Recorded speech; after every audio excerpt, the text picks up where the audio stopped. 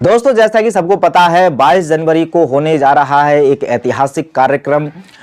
अयोध्या में प्रभु श्री राम के जो मंदिर की है वो स्थापना तो हो चुकी है, उद्घाटन होने जा रहा है जिसमें कि बहुत बड़ी संख्या में वीआईपी लोग आ रहे हैं। लेकिन अब आम आदमी की पहुंच 22 जनवरी को वहां पर काफ़ी कम होने वाली है, क्योंकि इतने सारे वीआईपी आ रहे हैं कि वहां पे आम आदमी के लिए थोड़ी रिस्ट्रिक्शंस हैं, खासकर उनके लिए जो अयोध्या से बाहर के लोग हैं। लेकिन अब इसी बीच राम मंदिर को लेकर के कुछ फ्रॉड, कुछ स्कैमर्स ने इन्हीं ऐसे लोगों को जो प्रभु श्री राम में आस्था रखते हैं, जो प्रभु श्री राम जो मंदिर है उसमें जाना चाहते हैं या उनके दर्शन करना चाहते हैं या प्रभु श्री राम के इस आगाज या इस ऐतिहासिक दिन में अपना कुछ योगदान देना चाहते हैं, तो ऐसे लोगों को फंसाने के लिए कुछ फ्रॉड चल रहे हैं। पहला फ्रॉड इसमें यह है कि व्हाट्सएप पर एक मैसेज भेजा जा रहा है जिसमें एक लिंक है और लिंक के साथ साथ पोस्ट पूरी बनी हुई है। उसमें बोला जा रहा है कि यदि आप 22 जनवरी को प्रभु श्री राम का जो प्राण प्रतिष्ठा कार्यक्रम है उसमें जाकर के उनके वीआईपी दर्शन करना चाहते हैं तो इस लिंक पर क्लिक करें। अब जैसे ही जो अनअवेयर लोग हैं इन सब जैसे स्कैम से, वो अगर इसको सच मान रहे हैं, क्योंकि लोगों की जब आस्था इतनी ज़्यादा जुड़ी है तो लोग भावनाओं में बह करके इस तरह के कदम उठा रहे हैं। उस लिंक पर जैसे क्लिक करते हैं तो जो आपके फ़ोन का डाटा है, ऐसा डाटा जो जिस डाटे को स्कैमर्स अपने पास बुला रहे हैं, क्लिक करते ही आपका जो डाटा है वो उनके पास पहुंच जाएगा और उस डाटा का यूज़ करके वो अलग अलग तरह के आपके गलत फ़ायदे उठा सकते हैं। जैसे कि आपका बैंक बैलेंस को भी उड़ा सकते हैं, आपके पासवर्ड, आईडी, प्राइवेसी, वो सारी चीज़ें, इन्फॉर्मेशन और उनके पास होंगे तो वो आपको ब्लैकमेल भी कर सकते हैं। तरह तरह से वो उनके पास तरीके हैं कि आपसे पैसा ऐंठ सकते हैं। तो एक तो इस चुंगल से फंसें कि व्हाट्सएप पर इस तरह की कोई भी लिंक वगैरह आए तो थोड़ा सावधानी पूर्वक उसको पढ़ें और क्लिक तो कभी भूल कर ना करें। दूसरा जो इसी में फ्रॉड है वो भी व्हाट्सएप पर ही हो रहा है। एक क्यूआर कोड आता है, उसमें एक पोस्ट लिखी हुई आती है कि सबसे पहले जय श्री राम, प्रभु श्री राम के भक्तों को नमस्कार या राम राम जो भी है, बड़ा आदर के साथ। और वो इमोशनली इतना अच्छा एक लिखा हुआ है पूरा पोस्ट कि यदि आप भी अयोध्या राम मंदिर के लिए कुछ डोनेशन देना चाहते हैं तो ये क्यूआर कोड है, इस पे आप जो भी धनराशि भेजेंगे वो सीधे कहां जाएगी? राम मंदिर। लेकिन वास्तविकता में ये राम मंदिर तो खैर नहीं जा रही, लेकिन किसे जा रही है उसका अभी तक कुछ अता पता नहीं।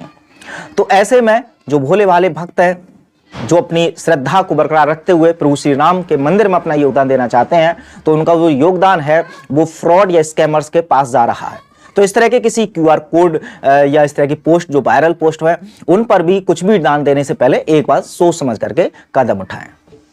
अच्छा, इसी के साथ एक और बात जब राम मंदिर की चल रही है, एक चीज़ और देखने में मिल रही है, चाहे वो सोशल मीडिया हो या जमीनी स्तर पर हो, खासकर ऐसे लोग जो बीजेपी के काफ़ी सपोर्टर हैं, वो अब 22 जनवरी को जो आगमन हो रहा है श्रद्धा के हिसाब से अगर बोले तो प्रभु श्री राम का, या जो उद्घाटन है वो प्रभु श्री राम के मंदिर का हो रहा है, तो यहाँ पर जय जयकार प्रभु श्री राम की ज़्यादा होनी चाहिए, उनके भाई की ज़्यादा, लक्ष्मण जी की होनी चाहिए, हनुमान जी की होनी चाहिए, माँ सीता माँ की होनी चाहिए।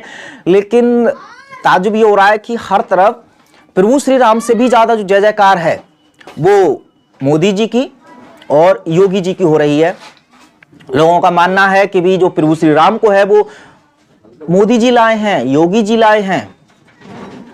अब इस तरह से कुछ चंद राजनेताओं को इतना क्रेडिट दे देना कि प्रभु श्री राम से ज्यादा इन राजनेताओं की जय जयकार करना, क्या ये अपने आप में प्रभु श्री राम का अपमान नहीं है?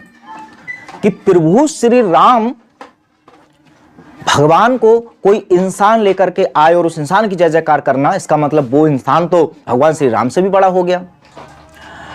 तो लेकिन हालांकि कड़वा है बट सच्चाई सब जानते हैं कि ये जो राम मंदिर का निर्माण है इसमें जो अहम रोल है वो सुप्रीम कोर्ट का है। सुप्रीम कोर्ट ने फैसला दिया तो उसके बाद कार्रवाई शुरू हुई, वरना अगर कोई राजनेता ही मंदिर बना सकते थे या वो बनाना चाहते तो वो सुप्रीम कोर्ट के फैसले से भी इसका निर्माण शुरू करा सकते थे। लेकिन सबको पता है कि भी आस्था के नाम पर, धर्म के नाम पर, जाति के नाम पर अक्सर राजनेता सिर्फ अपने फायदे के लिए जो भी है कदम उठाते हैं। तो यदि आप सोचते हैं कि वो निस्वार्थ भाव से आपके प्रभु श्री राम को लाए हैं तो मेरे ख्याल से इस पर एक बार सोचने की जरूरत है। अच्छा, इसी बीच एक और चर्चा चल रही है कि जो शंकराचार्य हैं वो कह रहे हैं कि राम मंदिर का जो उद्घाटन है इस कार्यक्रम में, हम प्राण प्रतिष्ठा कार्यक्रम में हम नहीं जाएंगे। क्यों? क्योंकि उनके हिसाब से ये अधूरा जो स्थापना है वो अधूरी स्थापना है, या जो भारत की संस्कृति है या जो शास्त्र है या वेद है उनके हिसाब से ये उद्घाटन नहीं किया जा रहा है।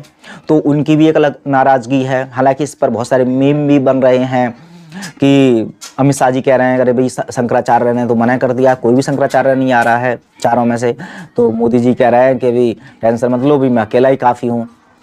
तो खैर ये सब राजनीति का पार्ट है कि भी कौन क्या कैसे, लेकिन फिर भी इस वीडियो के माध्यम से तो केवल वो जो स्कैम्स थे शुरुआत में मैंने 2 बताए थे वही बताने का उद्देश्य था। बाकी का जो भी कुछ राय मैंने रखी है वो मेरी व्यक्तिगत है, इसमें कोई सच्चाई का दावा मैं नहीं करता इस चैनल के माध्यम से। आपका क्या कहना है इस विषय में बता सकते हैं कमेंट बॉक्स में। मिलते हैं अगली वीडियो में, तब तक अपना ख्याल रखें। जय हिंद।